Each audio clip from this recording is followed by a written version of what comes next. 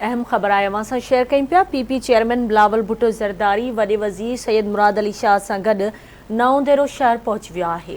बिल्कुल नाज़रीन, बिलावल भुट्टो ज़रदारी नओं देरो शहर के मुख़्तलिफ़ इलाइक़नि जो मुआइनो करे रहियो आहे। पीपी चेयरमैन बिलावल भुट्टो ज़रदारी नओं देरो के गवर्नमेंट हाई स्कूल 2 में तरसियल बरसात मुतासरनि सां मुलाक़ात कई ऐं संदन मसला भी ॿुधा। इन हवाले ॿुधायूं तो पीपी चेयरमैन बिलावल भुट्टो ज़रदारी वॾे वज़ीर सैयद मुराद अली शाह सां गॾु नओं देरो शहर पहुची वियो आहे।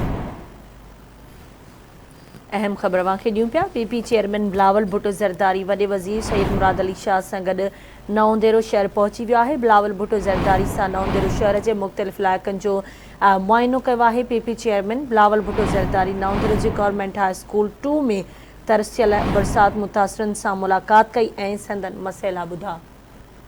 तफ़सील मालूम कंदासीं नएं देरे मां आवाज़ जे रिपोर्टर रशीद अबड़ो खान। जी रशीद, छा अपडेट्स आहिनि?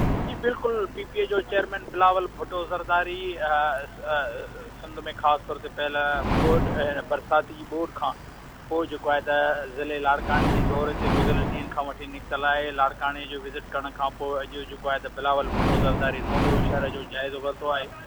जंहिंखां पोइ इंग्लिश मीडियम हाई स्कूल जो है जेके बरसात मुतासर आहिनि उन वटि पहुतो, जिते उन औरतुनि चाहींदे चयो त जेको आहे त तेज़ बरसात सबबु संदन अजा ख़तम थी विया आहिनि ऐं का बि सिर्फ़ु जानियूं बचाए ॿाहिरि निकिता आहिनि। इन करे उनखे घर ठाराए उनजी माली सहायता कई वञे, जंहिंते बिलावल भुट्टो ज़रदारी खे आसत ॾिनी आहे त हू संदन मसइला ॿुधण जे लाइ हिते पहुतो आहे। उन मौक़े ते जेको आहे त सिक्योरिटी जा इंतज़ाम सख़्तु कया विया। ख़ानगी जेका मीडिया आहे उनखे कवरेज करण खां रोकियो वियो, सहाफ़ियुनि खे ॿाहिरि कढियो वियो। पीपीए ज़िले लाड़काने जो जनरल सेक्रेटरी एजाज़ अहमद लेगारी, सिटी नओं देरे जो सदर सैयद अरशद राशिदी, मोहम्मद अनवर बोड़ो समेत कमिश्नर लाड़कानो, डीसी लाड़कानो, तोड़े संद जो वॾो वज़ीर बि जेको आहे त बिलावल भुट्टो ज़रदारी सां गॾु हा।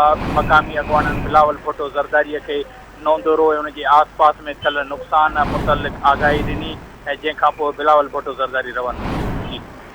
वरी महिरबानी रशीद अबड़ो अपडेट करण लाइ।